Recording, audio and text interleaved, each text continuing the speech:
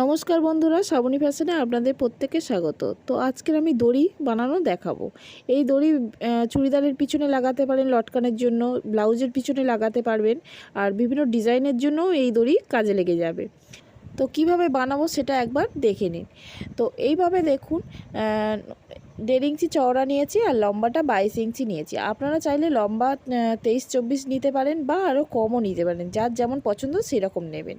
তো ভিতরে দেখুন এই রকম সোজা কাপড়টা এইভাবে নিয়েছি, ভিতরের দিকে থাকবে সোজা কাপড়টা, আর উল্টো দিকটা বাইরের দিকে থাকবে। তো এইভাবে আমি পুরোটা সেলাই করে নেব। তো সেলাইটা কোন দিক দিয়ে করছি একটু লক্ষ্য রাখবেন। তো ভাঁজ লাইনের পাশ থেকে কিন্তু আমি সেলাইটা করছি।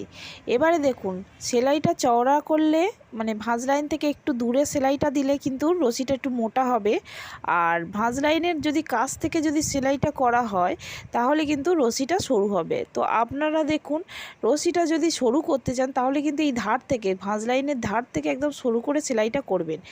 আর যদি কাপড় পাতলা হয় তো ধার থেকে সেলাই করবেন, আর যদি কাপড়টা মোটা হয় তখন কিন্তু ধার থেকে সেলাই করলে কিন্তু উল্টাতে পারবেন না, তখন একটু দূর থেকেও সেলাই করতে হবে। তো এখানে আমার পাতলা কাপড় আছে, সেই জন্য দেখুন এইভাবে সেলাইটা করেছি। আর এই রকম মেশিনের সূচ নিয়েছি, দেখুন মেশিনের সূচে আমি সুতোটা পরিয়ে নিয়েছি। আর মেশিনের সূচটা কি হয়, পিছনের দিকে কি হয়, রাউন্ড মতন থাকে। তো সেই জন্য কোনো কাপড়ের যদি ডিজাইন থাকে কোথাও আটকাবে না। তো মেশিনের যেখান থেকে সেলাই গিয়েছে তার পাশ থেকে কিন্তু আমি এইভাবে গিট দিয়ে এইরকম দুবার আমি পাকিয়ে নিলাম সুতোটা। তো নেয়ার পরে দেখুন সূচের পিছন দিকটা এইভাবে ধরবো, ধরার পরে এইভাবে দেখুন পুরোটা গলিয়ে নেব। তো পুরোটা এইভাবে গলিয়ে নিচ্ছি, তো কোথাও কোনো আটকাবে না। তো পরপর আমি এরকমভাবে গলিয়ে নেব। তো নেয়ার পরে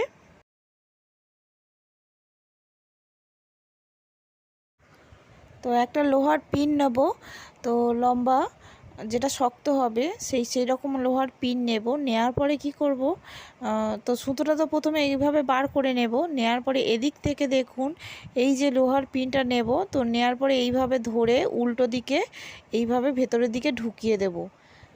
তো এইভাবে ঢুকিয়ে দেওয়ার পরে কিন্তু ঢুকে গেছে।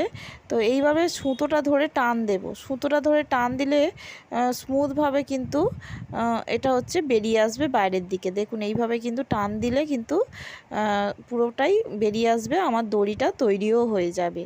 তো দেখুন এইভাবে টান দিলে কিন্তু আমার দড়িটা পুরোটাই বেরিয়ে আসবে। তো এইভাবে উল্টে যাবে। আশা করছি পুরো ভিডিওটা দেখেছেন, ভালো লেগেছে। তো লাইক শেয়ার অবশ্যই করবেন, কমেন্টের মাধ্যমে জানাবেন ভিডিওটা কেমন লাগলো।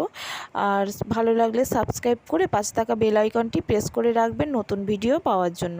তো তাড়াতাড়ি নতুন ভিডিও আপনারা সহজেই পেয়ে যাবেন। তো ধন্যবাদ, নমস্কার।